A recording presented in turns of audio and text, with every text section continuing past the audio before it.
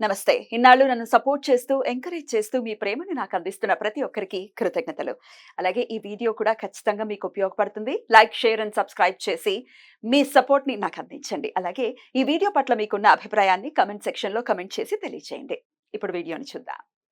నమస్తే, welcome to our channel. నేను పద్మిని. ప్రస్తుతం మనతో పాటు ప్రముఖ ఆధ్యాత్మికవేత్త, ఆస్ట్రాలజర్, లలిత ఉపాసకురాలు శ్రీమతి ఆకెళ్ల శ్రీలక్ష్మి గారు మనతో పాటు ఉన్నారు. మాట్లాడదాం. నమస్తే అక్క.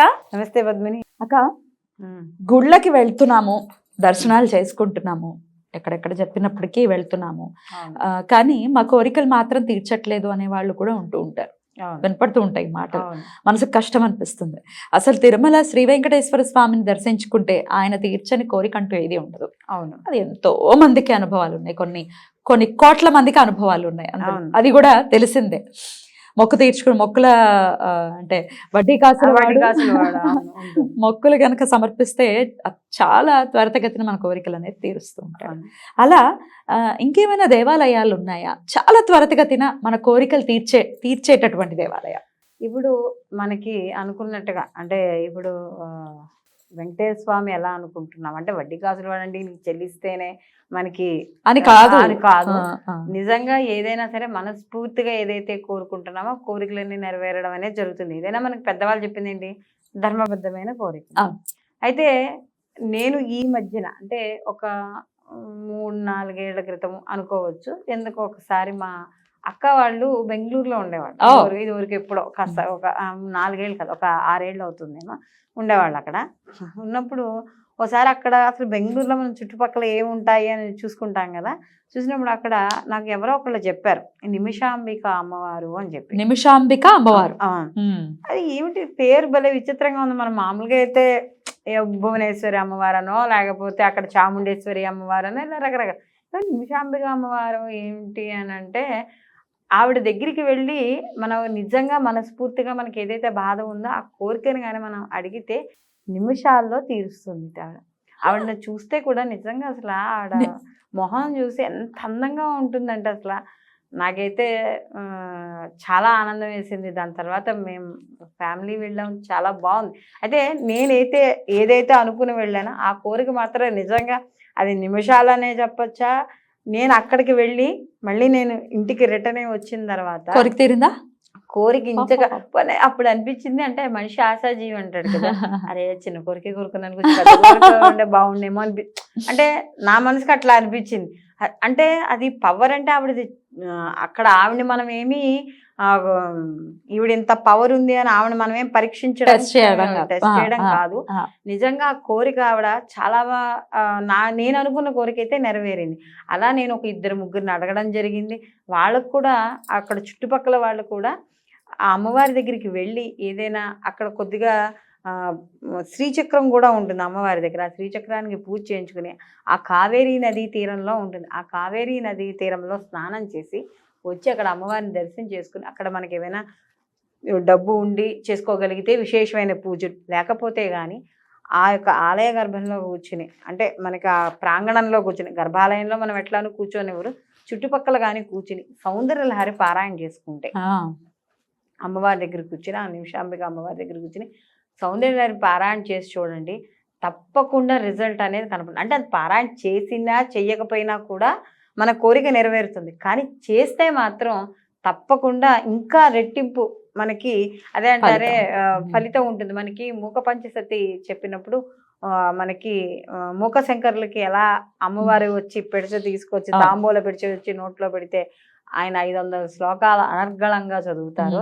అలా మనం ఈ నిమిషాంబిక అమ్మవారి యొక్క ఆలయంలో కూర్చుని కానీ సౌందర్యలహరి కావచ్చు, అది చదువుకోలేని వాళ్ళ లలిత పారాయణ కావచ్చు, లేకపోతే మనకి ఇప్పుడు ఈ మూక పంచసతే కావచ్చు, ఏవైనా సరే మనకి శంకర విచిత్రమైన ఏది చదివినా కూడా మనకి మంచి ఫలితం రావడం అనేది జరుగుతుంది. అయితే ఇక్కడ మనకి ఒక చిన్న ఉదాహరణ, అసలు ఈ నిమిషాంబిక అమ్మవారు ఎవరు అని కానీ చూసుకుంటే ఈవిడ మనకి సాక్షాత్తు పార్వతీదేవి అని కానీ మనకి చెప్పడం అనేది జరుగుతుంది. అంటే మనకి ఈ వీటికి అంటే ఈ నిమిషాంబ అమ్మవారి యొక్క దేవాలయానికి కూడా మనకి చిన్న చిన్న కథ రూపంలో అంటే వాళ్ళకి చరిత్ర ఉంటుంది కదా, అది కూడా ఉంటుంది. అంటే ఇది శ్రీరంగం క్షేత్రానికి కొద్దిగా దగ్గరలో ఉంటుంది ఈ నిమిషాంబ అమ్మవారిది. ఈవిడ పార్వతీదేవి యొక్క అంశతో ఉండడం అనేది జరుగుతుంది. అయితే ఇక్కడ గజాం అనే గ్రామాన్ని దాంట్లో అక్కడ ఈ చిన్న పల్లెటూరు అనమాట. ఈ చిన్న పల్లెటూరులో ఈ యొక్క నిమిషాంబిక అమ్మవారి యొక్క ఆలయం. అయితే పూర్వం ముక్తకుడు అనే ఒక ఋషి అనే ఆయన ఉండేవాట. ఆయన సాక్షాత్తు శివుడు అంశ. ఈయన లోక కళ్యాణార్థం కళ్యాణం చేద్దామని చెప్పి మొదలుపెట్టాడు. ఎప్పుడైతే ఈయన లోక కళ్యాణార్థం యాగం మొదలుపెట్టాడో సహజమేగా, మనం అన్ని పురాణాల్లో చదువుకున్న ఎవరు లోక కళ్యాణార్థం మొదలుపెట్టినా ముందర రాక్షసులు వస్తారు ధ్వంసం చేయడానికి. అలా రాక్షసులు వస్తే ఈయన పాపం ఎంతో ప్రయత్నించాట. ఈ ఋషి ప్రయత్నించినా కూడా ఆయన వల్ల కాకపోతే అప్పుడు ఆ అమ్మవారు ఈ యజ్ఞగుండంలోంచి అమ్మవారు వచ్చి అంటే ఇప్పుడు మనకి దాక్షాయణిగా ఆవిడ ఎలా వచ్చింది అలాగా ఈవిడ కూడా యజ్ఞగుండంలోంచి వచ్చి ఆ యొక్క రాక్షసులను వధించి ఈ యాగం సంపూర్ణ అవడం అనేది జరిగింది. ఎప్పుడైతే ఈయన తలుచుకోగానే ఆవిడ యజ్ఞగుండం నుంచి వచ్చిందో కాబట్టి ఈవిడ తక్షణం అనుకున్న కోరికలు అంటే నిమిషంలో మనం అనుకున్న కోరికలు ఈవిడ తీరుస్తుంది. అంటే ఇప్పుడు చూడండి, నిమిషం అంటే కనురప్పేసి, నిమిషం కూడా అంటే ఇలా మనం కనురప్పేసి తెచ్చే లోపు క్షణమాత్రంలో మనకి ఈ కోరికలను తీర్చడం అనేది జరుగుతుంది. అయితే ఇక్కడ విశేషంగా కూడా మనకు చెప్పేది ఏంటంటే, మనకి ఈ అమ్మవారి ఇక్కడ ఆలయంలో ముఖ్యంగా అమ్మవారికి మనం ప్రతి చోట శ్రీచక్రార్చనలు, కుంకుమ పూజలు, అభిషేకాలు ఇవి మనకి ప్రతి చోట అమ్మవారి దగ్గర జరిగేవి. అయితే ఇక్కడ మాత్రం అమ్మవారికి సమర్పించే గాజులు దండ, నిమ్మకాయలు ఇలాంటివి అమ్మవారికి సమర్పించడం అనేది జరుగుతుంది. అయితే ఈ సమర్పించినవన్నీ కూడా ఏం చేస్తారంటే ఇంటికి తీసుకెళ్తారు. ఇంటికి తీసుకెళ్ళి వాళ్ళ యొక్క పూజా మందిరంలో ఈ గాజులు, నిమ్మకాయలు, అమ్మవారికి వేసిన దండలు, పూల దండలు ఉంటాయి కదా, ఇవన్నీ వేసి ఉంచుకోవడం వల్ల వాళ్ళకి శుభం కలుగుతుంది అనే ఒక నమ్మకం అనేది అక్కడున్న ప్రాంత ప్రజలకి, దాని తదనంతరం అక్కడికి వెళ్ళిన నాలాంటి వాళ్ళకి బాగా నమ్మకం కుదిరింది. అద్భుతం. అలాగే ఇక్కడ విశేషం ఏంటంటే, ఇక్కడ బలి ఆహారం అనేది ఇవ్వడం అనేది జరుగుతుంది. అంటే మనకి ప్రతి ఆలయానికి కూడా మనకి చివరిలో బలి పీఠాలని ఉంటాయి. మనకి ప్రసాద పెట్టడం అనేది జరుగుతుంది. అంటే బలి అంటే వేరేగా ఆలోచిస్తారు కానీ మనం బలి ఆహారం అని ఇస్తాం. అందుకనే ప్రతిరోజు కూడా ఎవరైనా యజ్ఞయాగాది క్రతువులు చేసిన వాళ్ళు కూడా ఏం చేస్తారంటే అక్కడ ఆ రోజుకి మనకి సమాప్తం అయిన తర్వాత మనకి ఎర్రటి అన్నంలో కాస్త కుంకుమ కలిపి మనకి 8 దిక్కుల్లా కూడా మనకి పెట్టేసి వెనక్కి తిరిగి చూడకుండా రావడం అనేది జరుగుతుంది. అక్కడ బలి ఆహారాన్ని పెడతారు అక్కడ. అందుకని అలాగే ఇక్కడ కూడా ఈ ఆలయంలో కూడా బలి ఆహారం అని పెట్టి దేనికోసం పెడతారు అంటే కాకుల కోసం పెడతారు. ఆ పూజారి వచ్చి ఆ బలి ఆహారాన్ని పీఠం మీద ఆహారాన్ని పెట్టి వెళ్ళిపోయి గంట కొడతారట. ఆ కొట్టిన గంట చప్పుడుకి ఎక్కడెక్కడి నుంచి వచ్చిన కాకులు వచ్చి అక్కడ ఆ ఆహారాన్ని తిని వెళ్తాయి. కాబట్టి అక్కడ విశేషం అంటే మామూలుగా మనకి ఇక్కడ చిన్న చిన్న గుళ్ళలో మనకి ఇలా ఉన్నా కూడా అంటే ఇప్పుడు అంత పార్వతీదేవి అంశతో ఉన్న ఆవిడే నిమిషాంబ అమ్మవారు అనుకున్నప్పుడు మరి అక్కడ ఏదో విశేషం ఉండాలి కదా.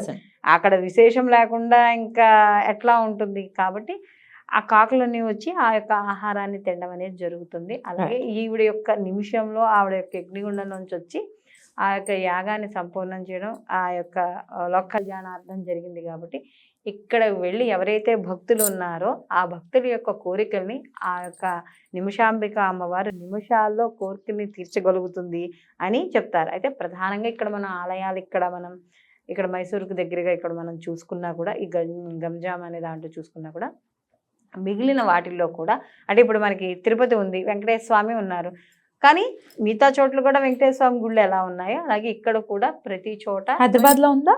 హైదరాబాద్ లో మనకి బంజారా హిల్స్ లో ఉంది. నిమిషాంబిక అమ్మవారు ఉంది అక్కడ. కానీ బెంగళూరులో అక్కడ శేషంగా స్థల మహిమ కూడా ఉంటుంది కాబట్టి బెంగళూరు వెళ్ళినప్పుడు ఖచ్చితంగా అమ్మవారిని దర్శించుకుని, ఒకవేళ అక్కడికి వెళ్ళినప్పుడు ఇక్కడైనా దర్శించుకుని అమ్మ అక్కడికి కూడా వచ్చే భాగ్యం కలిగించు. ఎందుకంటే అక్కడ మనకి ఇక్కడ మామూలుగా ఎక్కడైనా అమ్మవారు ఒకటే, ఎందుకంటే ప్రతిష్ఠించేటప్పుడు కింద ఉంటాయి కాబట్టి మహిమ ఒకటే. కానీ మనం అందరం కూడా ఆవిడ బిడ్డలమే కాబట్టి బిడ్డల యొక్క కోరికలు ఆ తల్లి చల్లగా తీర్చడం అనేది జరుగుతుంది. చాలా చక్కగా వివరించారక్క. తప్పకుండా బెంగళూరు సైడ్ వెళ్ళినప్పుడు అమ్మవారిని దర్శించుకోవాల్సిందిగా మనవి. రైట్ అక్క, థ్యాంక్ యూ సో మచ్. నమస్తే. నమస్తే.